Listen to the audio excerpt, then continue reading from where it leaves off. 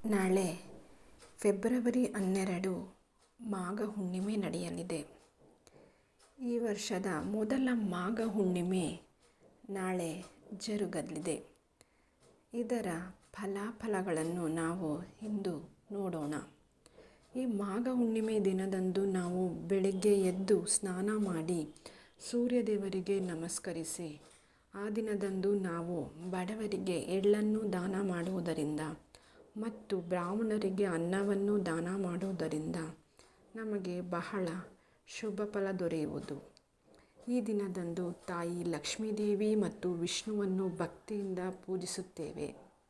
ಈ ಮಾಘ ಹುಣ್ಣಿಮೆ ದಿನದಂದು ಜನರು ಸತ್ಯನಾರಾಯಣ ಪೂಜೆ ಮತ್ತು ಲಕ್ಷ್ಮೀ ಪೂಜೆಯನ್ನು ಮಾಡಬಹುದು. ಈ ಮಾಘ ಮಾಸದ ಹುಣ್ಣಿಮೆ ಅಂದರೆ ಈ ದಿನಾಂಕದಂದು ಫೆಬ್ರವರಿ 12 ತುಂಬ ವಿಶೇಷವಾದುದು.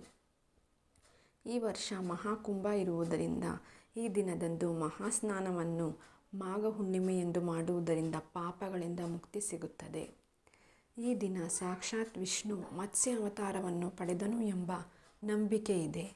ಈ ದಿನದಂದು ದೇವತೆಗಳು ಮಾನವ ರೂಪವನ್ನು ಪಡೆದು ಗಂಗಾ ನದಿಯಲ್ಲಿ ಸ್ನಾನ ಮಾಡಿ ಲಕ್ಷ್ಮೀದೇವಿಯನ್ನು ಹಾರೈಸುತ್ತಾರೆ ಎಂದು ನಂಬಲಾಗಿದೆ.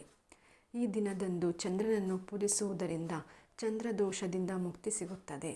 ಈ ದಿನದಂದು ಸತ್ಯನಾರಾಯಣ ವ್ರತವನ್ನು ಕೇಳುವುದರಿಂದ ಎಲ್ಲ ಪಾಪ ಕರ್ಮಗಳು ನಾಶವಾಗುತ್ತದೆ. ಹಾಗೂ ಜಾತಕದಲ್ಲಿ ಚಂದ್ರದೋಷವಿದ್ದರೆ, ಚಂದ್ರ ದುರ್ಬಲನಾಗಿದ್ದರೆ ಈ ದಿನ ನಾವು ಚಂದ್ರನನ್ನು ಆರಾಧಿಸುವುದರಿಂದ ನಮಗೆ ಶುಭ ಫಲಗಳು ದೊರೆಯುತ್ತದೆ. ಈ ದಿನ ವಿಷ್ಣುವಿನ ಜೊತೆಗೆ ಚಂದ್ರನನ್ನು ಪೂಜಿಸುವುದರಿಂದ ನಮಗೆ ಅನೇಕ ಶುಭ ಫಲಗಳು ದೊರೆಯುವುದು.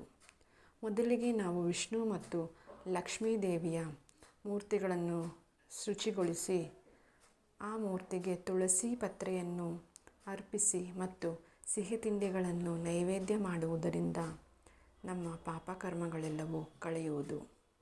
ನಂತರ ವಿಷ್ಣು ಮತ್ತು ಲಕ್ಷ್ಮೀದೇವಿಗೆ ಆರತಿಯನ್ನು ಮಾಡುವುದರಿಂದ ನಮ್ಮ ಅನೇಕ ಪಾಪಗಳಿಂದ ಮುಕ್ತಿಯನ್ನು ಹೊಂದಬಹುದು.